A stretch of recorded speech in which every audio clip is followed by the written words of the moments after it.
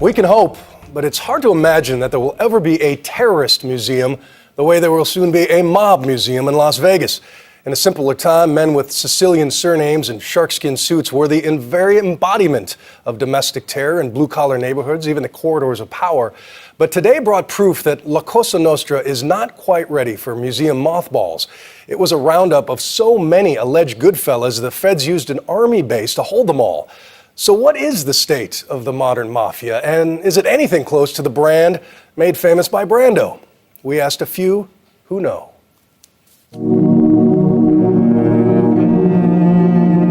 If this were a gangster movie, this would be the start of the third act. You know, the part where the guys in short haircuts and FBI windbreakers swoop into the neighborhood and round up Tony Bagels and Vinny Car Wash? But no self-respecting director would ever shoot the scene this big. 800 agents in 4 states and Italy, 127 busts, including 30 made men from 7 crime families. Nothing like this has ever been seen in a century. But here they are, in the non-fiction flesh. They even got the real Anthony Bagels Caveza and Vincenzo Vinny Car Wash Foggiero, hitting all of the household names. The Bonanno, Colombo, Gambino, Genovese, and Lucchese families. Whether your household is in Brooklyn or just has a DVD player and a taste for great Brando. Don Bassini, I want to thank you for helping me organize this meeting here today. And also the other heads of the 5 families, New York, New Jersey. But most in the know say today's mob is very different from the one portrayed in the Godfather films. Sure, they're still accused of the same greedy, violent crimes, extortion, loan sharking, drug running, and a few bloody acts of rash machismo. 2 other murder victims allegedly were shot in a public bar because of a dispute over a spilled drink. But compared to the union-running, politically connected scourge of industry mob of yore, today's La Cosa Nostra would be considered small potatoes. Has a lot of the power been taken away? Yes. A lot of the respect and old ways that we used to do things? Yes. Michael Franzese was a former captain of the Colombo crime family. His father, Sonny, was the underboss, once caught on a wiretap describing his favorite way to dispose of bodies using knives, a kiddie pool, and a trash compactor. A jailhouse religious conversion and a great deal of luck led Michael to leave the mob in one piece. Some of the Bonannos were around here too in this section, but you know, this was our town. This was us. So he says there's not the same discipline on the street these days, and with the sentencing power of the RICO Act, the feds can turn a mobster into an informant like never before. You go back to the days of Al Capone. Al Capone gets convicted. What does he get? 15 years. He does 7. A mob guy can do 7 years standing on his head. Today, Al Capone would get 1,500 years. You know, it used to be you got 10 years. It was a big deal. Today, you get 100 years. People don't stand up. So the government has put so many weapons in their arsenal that young, old, or whatever, this life, it's not going to last. There's no way, unless the government backs off. The whole idea of omerta, men of honor, the code of silence, that's all been by the boards. And I think it stems from the fact that 2nd and 3rd generation Italian Americans, the best and the brightest now are doctors and lawyers, and when you're talking about the mob, you're scraping the bottom of the gene pool. These guys aren't as intelligent, they're not as sophisticated as the wise guys were 50 years ago, and all of that has contributed to the demise of this organization. You know, it's funny, about 7-8 months ago, a guy called me up, used to be around me, used to be in my crew, and I hadn't seen him for over 20 years. And it was funny because he said to me, "Hey, Chief, you need to come back. There's nobody out here, nobody's making money anymore." In his heyday, Franzese ran a gasoline scam that he says was bringing in $7 to $8 million a week. So no, they are not making that kind of money anymore, but they are still making money. They lost all their influence or majority part in the construction industry. They've been taken out of the garment center, the fish market, the convention center, but they still remain on the waterfront. And what you've seen in the movie with Marlon Brando exists to some extent today. You take them heaters away from you and you're nothing, you know that? You talk yourself in the river. You take the good goods away. In the film, only those who kick back to the mob-connected union gets precious work or promotions. Today's indictment charges 14 people with extorting longshoremen to kick back their Christmas bonuses. And a recent hearing found a shop steward pulling in more than $400,000 a year for a job that takes around 7 minutes a day. The indictments also allege there is plenty of money to be made in the strip club protection rackets, and the mobster myth still has a powerful pull in big city nooks and crannies. They better get their perceptions back into proper perspective, because the Italian mob's not dead now.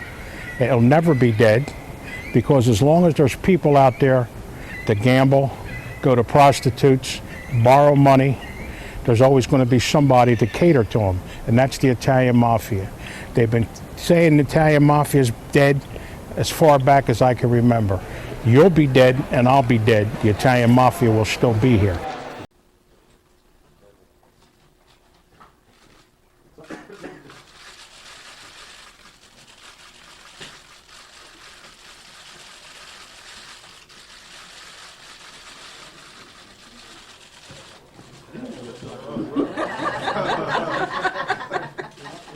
You're regretting these mic placements right about now, aren't you? Don't worry, everyone coming behind me is much taller.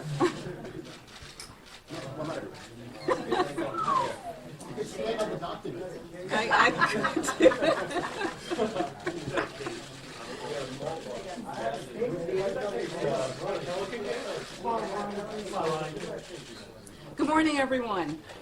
Good morning, and thank you for coming. Welcome to the Eastern District of New York.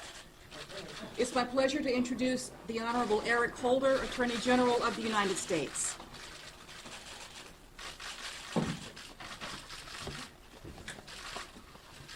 Good morning.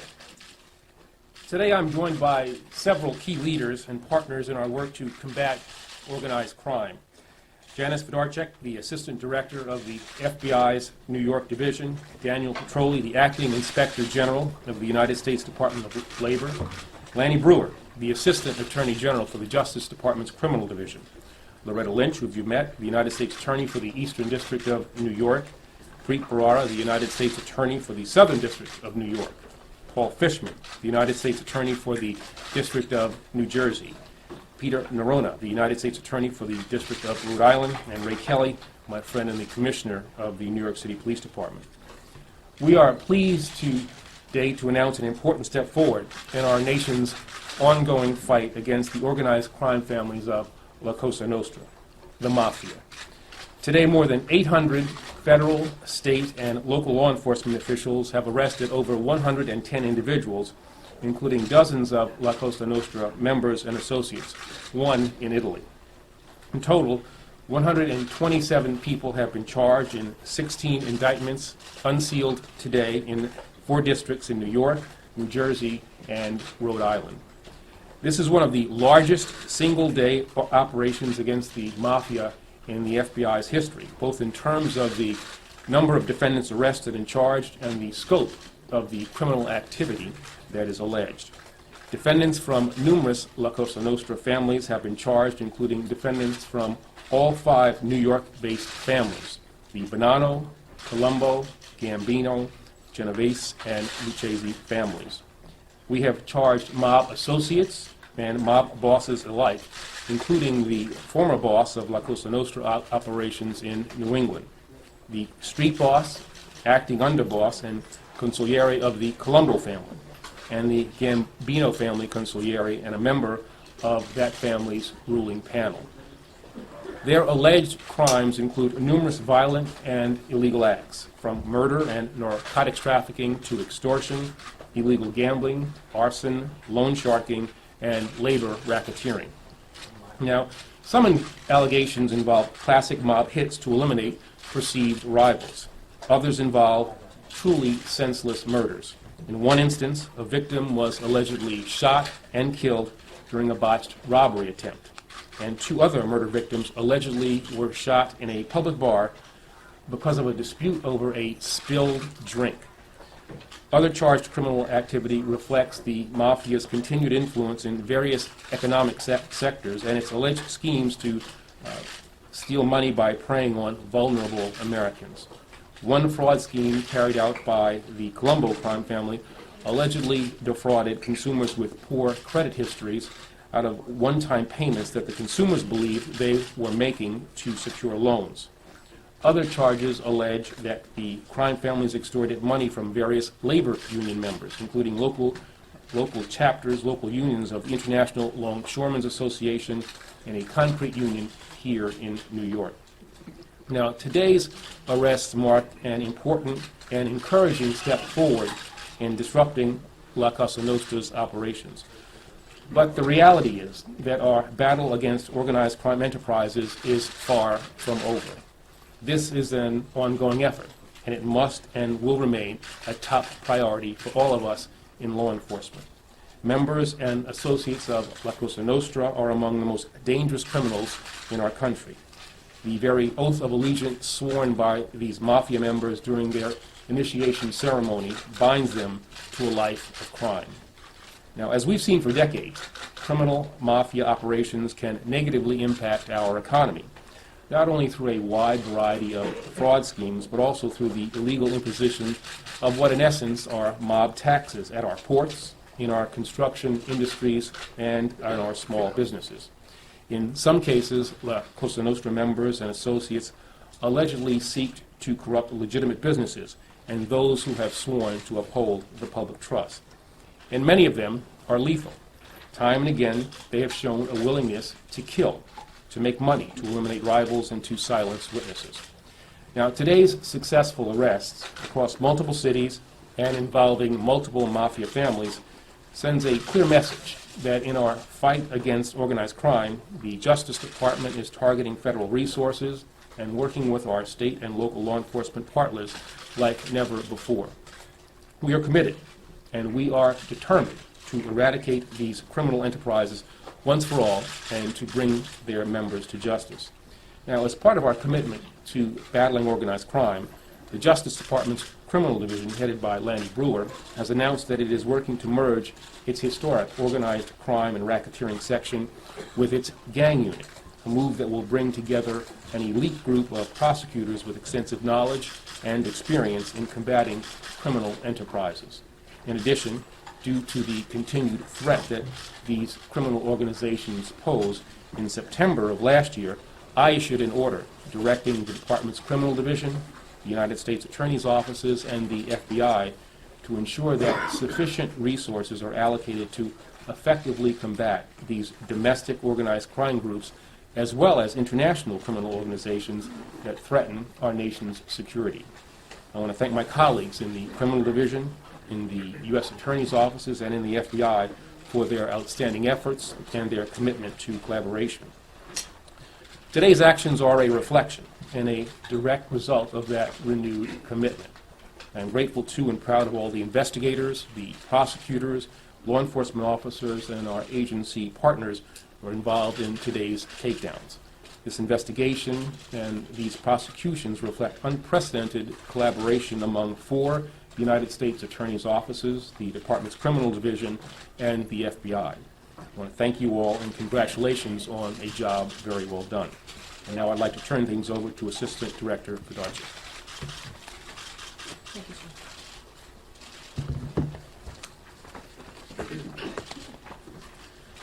Early this morning, hundreds of FBI agents and other law enforcement officers in the New York area, Newark, and Rhode Island carried out the arrests of well over 100 members and associates of La Cosa Nostra families. In New York alone, 127 mobsters from all 5 New York families and the DeCavalcante family are charged in several separate investigations with crimes covering the traditional stock in trade of the LCN: murder, extortion, labor racketeering, and narcotics trafficking. Today's operation marks the largest mob roundup in FBI history. Well over 800 law enforcement officers from the FBI, the U.S. Department of Labor, U.S. Secret Service, New York State Police, New York City Police Department, and the Suffolk County Police Department affected the arrests. These cases are the cumulative result of years of investigative work, including the development of key cooperating witnesses, a trend that has definitely been tilting in law enforcement's favor. The vow of silence that is part of the oath of omerta is more myth than reality today. The case has also relied on electronic surveillance. Dozens of court-authorized wiretaps allowed us to listen in on phone calls, and thousands of conversations were recorded by cooperators. The FBI has waged a large, successful campaign against the mob over the last 3 decades. But the mob has shown itself to be resilient and persistent.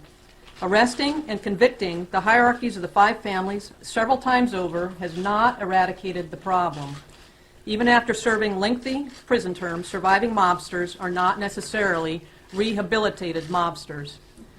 We have often noted that the mob's reason for being isn't to do violence, but mobsters generally have little compunction about resorting to violence as a means to the end, which is making money.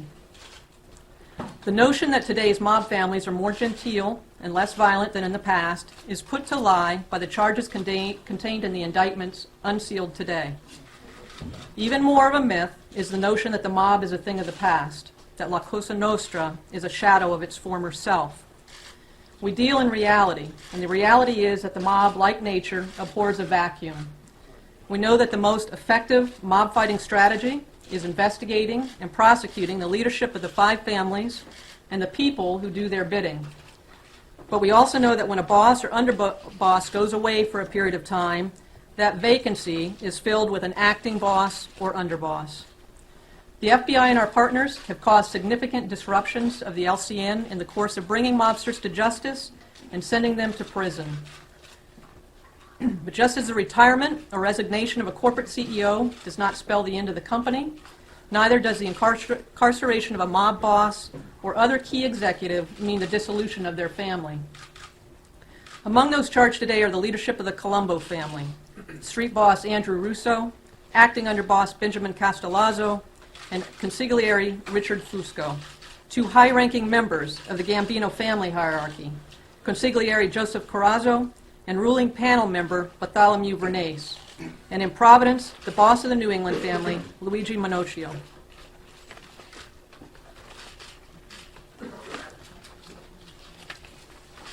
Among the crimes charged in the 15 indictments outlined by the Attorney General are murders dating back 30 years, but also murders and other serious crimes of much more recent vintage.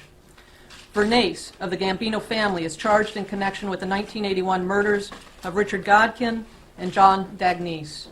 Colombo acting capo Anthony Russo is charged with the 1993 murder of underboss Joseph Scopo during the Colombo family war between the Arena and Persico factions. Gambino associate Todd LaBarca is charged with the 2002 murder of Marty Bosshart.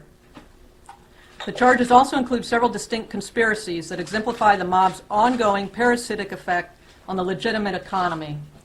The precise dollar impact of the so-called mob tax is hard to pinpoint, but there is little doubt that the collective effect is in the many millions of dollars annually. Members and associates of the Colombo family are charged with extortion and fraud in connection with the family's control of Local 6A of the Cement and Concrete Workers Union. Gambino family members are charged with extorting construction companies on the family's construction list, as well as a New York cement manufacturer. And the Genovese family's longtime pernicious influence on the International Longshoremen's Association is the subject of 2 separate indictments. Among the swindles carried out by the family was an ongoing extortion attempt that annually compelled ILA rank and file to pass along a chunk of their Christmas bonuses to the family. Labor racketeering deprives rank and file union members of the of the honest leadership that they pay their dues to get. Corruption of unions can also deprive members of work, jeopardize their safety, and increase the cost of goods, services, and construction, the things that we pay for directly or indirectly. In an operation of this size, there's a long list of people to acknowledge. I want to thank the Attorney General and the Department of Justice for their personal support of this operation and our mission in combating organized crime. I also want to thank the 4 U.S. attorneys, Loretta Lynch of the Eastern District of New York, Preet Bharara of the Southern District of New York, Paul Fishman of the District of New Jersey, and Peter F. Nerona of the District of Rhode Island. My colleague Mike Ward, Special Agent in charge of the Newark FBI office, is here with us today, and our offices work seamlessly in the ILA investigation. The New England piece of this multi-jurisdictional operation was the work of the Providence Resident Agency of the Boston FBI office, led by Special Agent in charge Rick Delorier. Other key partners were the U.S. Department of Labor, the NYPD, and the Suffolk County Police Department. We were also greatly assisted by the DEA, U.S. Secret Service, U.S. Marshal Service in both the Eastern and Southern Districts of New York, the Waterfront Commission of New York Harbor, the Manhattan DA's Office, the Suffolk County DA's Office, the Monmouth County, New Jersey Prosecutor's Office, New York State Police, New Jersey State Police, New Jersey Department of Corrections, the Rhode Island State Police, Providence Police Department, and the Italian National Police. Lastly, for providing logistical support and a facility for this operation of unprecedented scope, our sincere gratitude to the United States Army at Fort Hamilton. Thank you, and I will turn it back over to the Attorney General, and we will be happy to answer your questions. Mr. Attorney General, who do you believe poses a greater threat to the safety of this country and its residents? Is it the Mexican drug cartels or is it the Italian Mafia?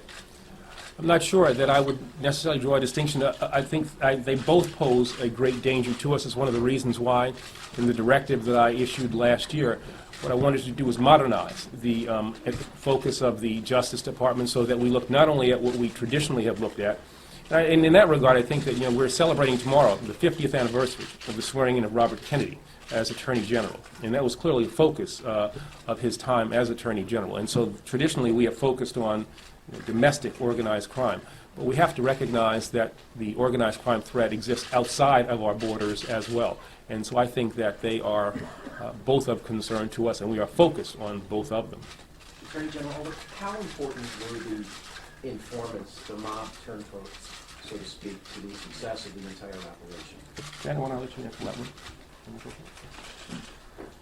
Certainly, as I've outlined, and without going into specifics, we used every tool in our toolbox, including the consensual recordings, the wiretaps, and certainly our human intelligence, our cooperating defendants. So their contributions are certainly integral to our overall successes in this particular investigation. Mr. Attorney General, is there concern that the mob is resurgent after a decade of sort of declaring victory and reorientation of resources after 9/11? And also, I think this is the first time you've come up here to New York to announce a criminal case, and I'm wondering what message you're trying to send by coming here on this case. I wouldn't necessarily say that the mob is resurgent, because I don't think we necessarily would have said that we would have declared victory. I think using the term that you expressed. I think the mob certainly has been weakened. It is different from what it was once before.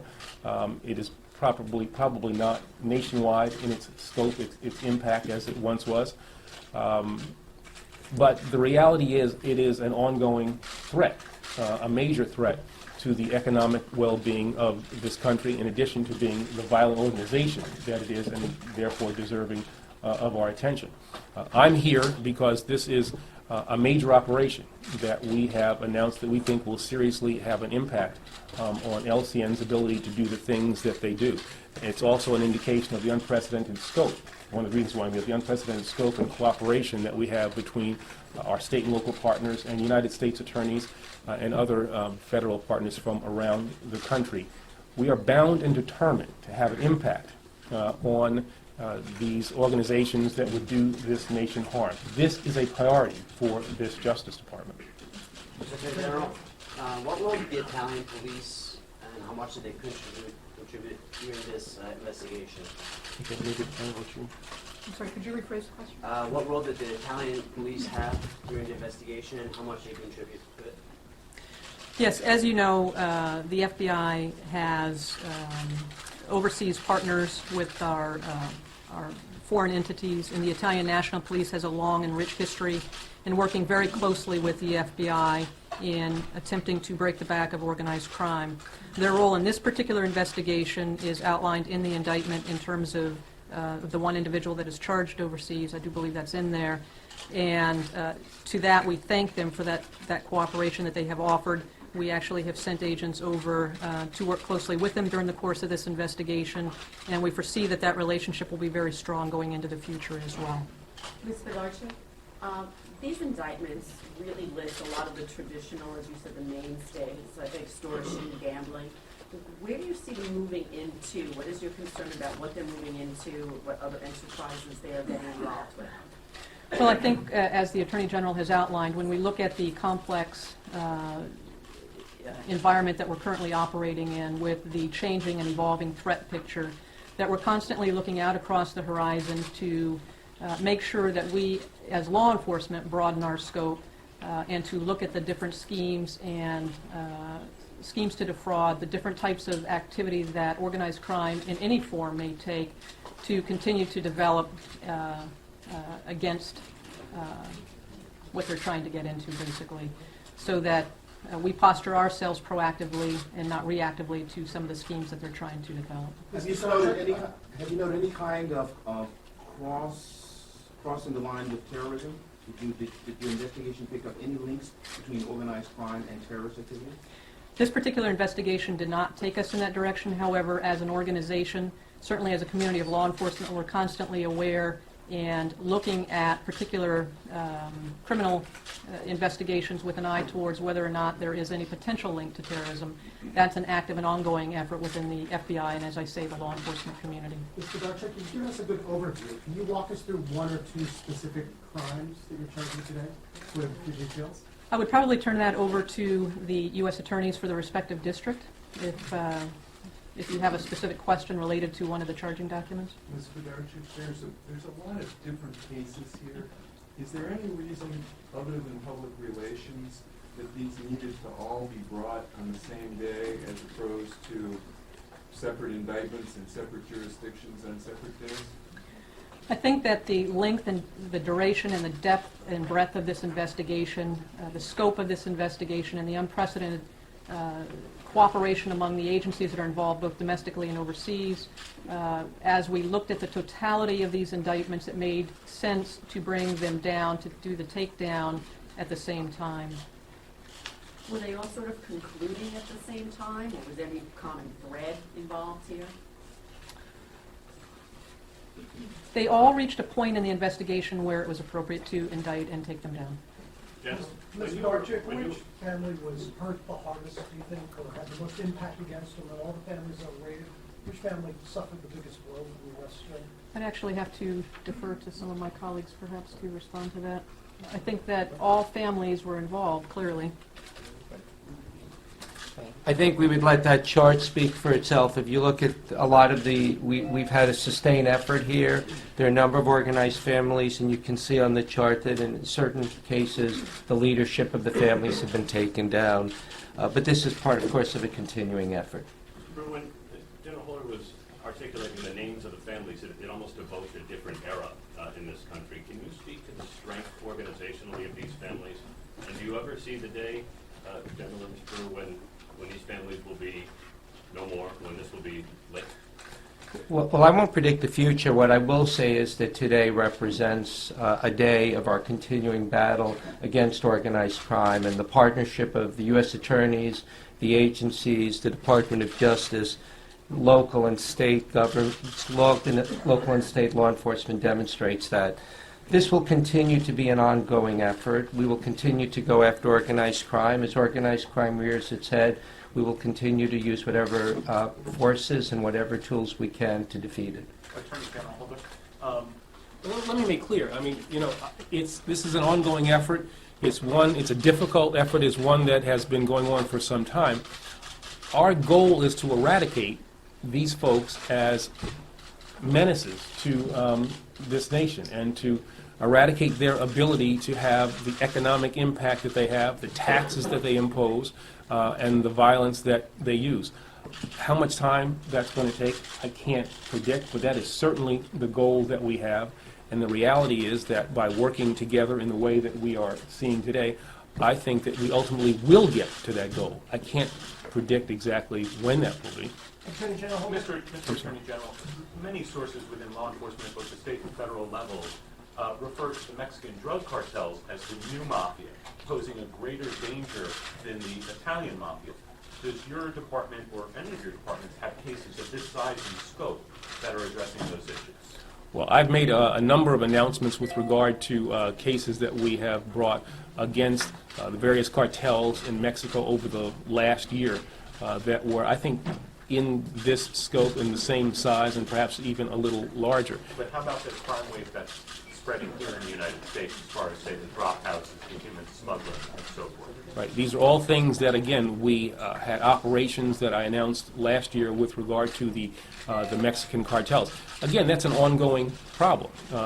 Our counterparts in Mexico, our law enforcement counterparts in Mexico, have been valiantly fighting against the cartels at great cost to them, both in terms of lives lost for those people in law enforcement and ordinary Mexican citizens. And we are trying to be good partners with them. So the fact that we are here today to announce this extremely important operation does not mean we have taken our eye off the ball and understand that the threat from the Mexican cartels is one that is still significant. Just to follow up on that, in combating in your list of priorities, where does combating organized crime rank?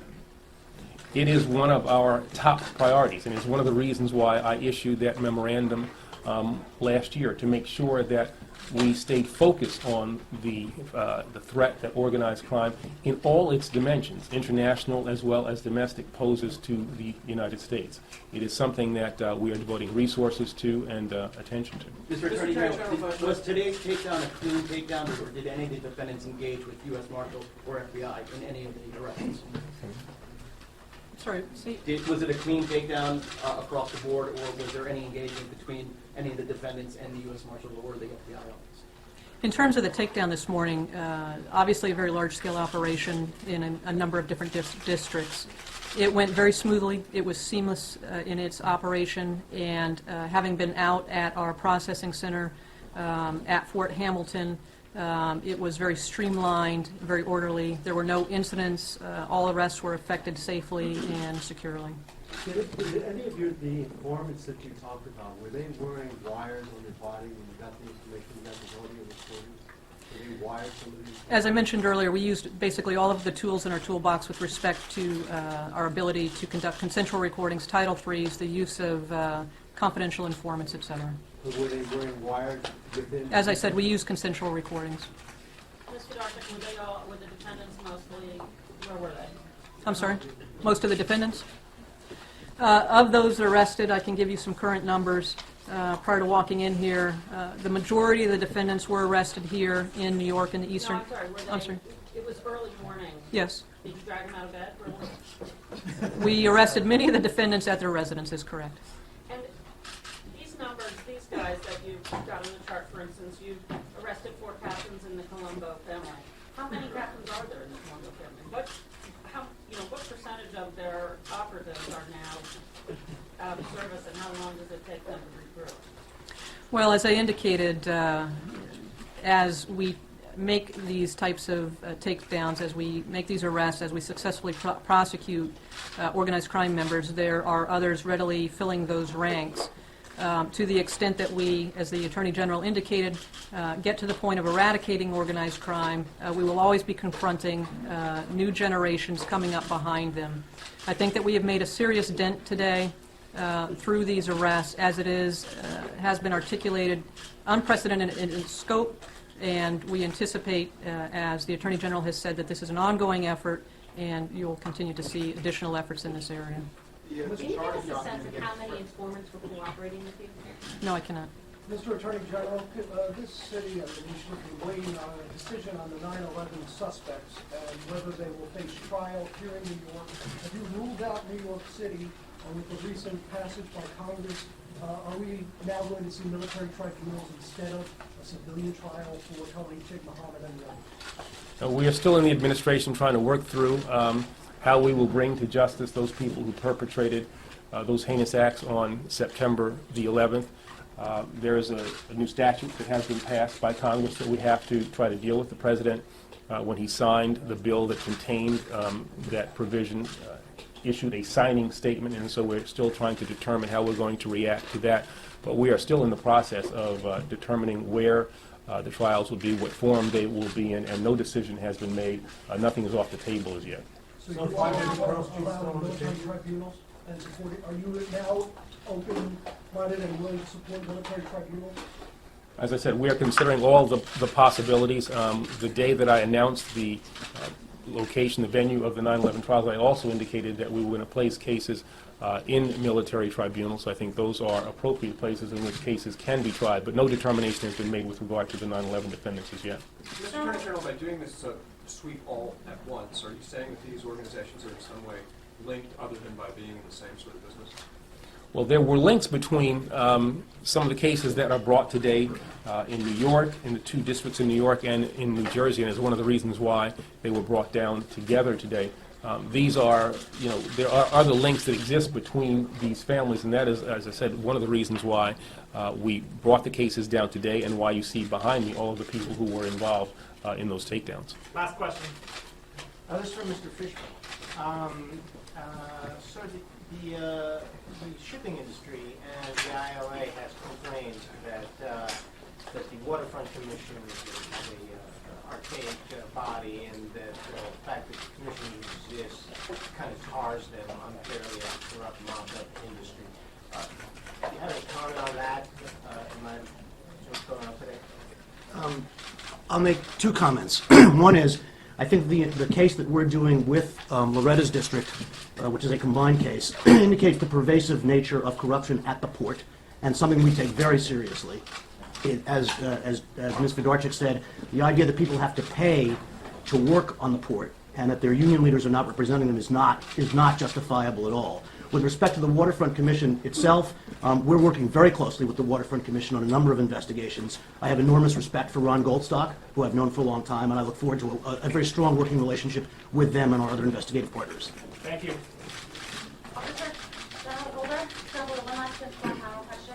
Just going to grab my stuff. Okay. Thank you. With the increase in using military tribunals, does that mean the administration is thinking of keeping them open and possibly sending some of the 9/11 plotters, including Sheikh Mohammed, going to military commissions? No, the goal of the administration remains, and that is to close Guantanamo. Guantanamo, if you look at the intelligence, the current intelligence continues to serve as a recruiting tool for al-Qaeda. It continues to be a wedge between the United States and some of its most loyal and traditional allies. We will be in a better national security posture as soon as Guantanamo is closed. That is still our aim, and we are taking affirmative steps to do that. Mr. Attorney General, in your decision-making about the trial, sir?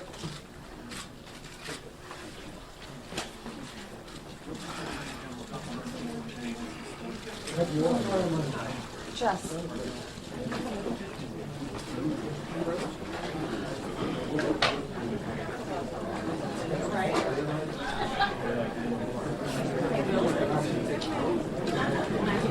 Who stepped up there?